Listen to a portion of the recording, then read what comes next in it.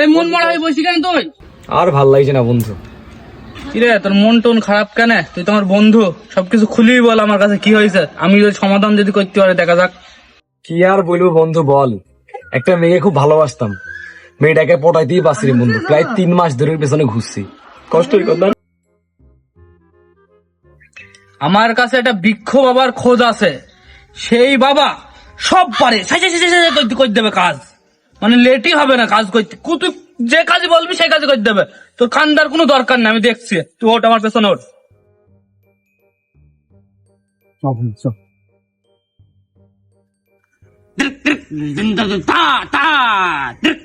কি করে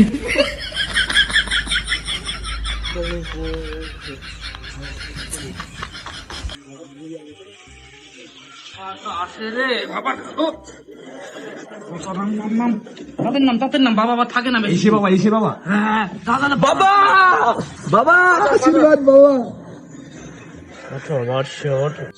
ওঠো বর্ষে ওঠো, কি হয়েছে তোমার বর্ষে বলো। বাবা আমি শেষ হয়ে গেছি বাবা। বাবা আজকে 3 মাস ধরে বাবা একটা মেয়ের পেছনে ঘুরি বাবা, আমি সেই মেয়েটা আমাকে পাত্তা দেয় না বাবা। বাবা মেয়েটার নাম তামান্না বাবা।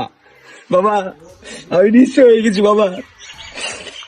না, এটা হতে পারে না, কখনোই হতে পারে না, অসম্ভব। কেন বাবা, কেন বাবা, কেন বাবা হবে না? কেন বাবা হবে না কেন বাবা, বলেন বাবা।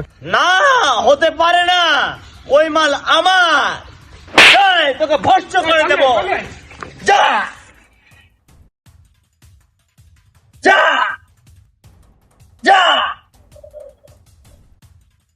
ভস্ম করে দেবো তোকে।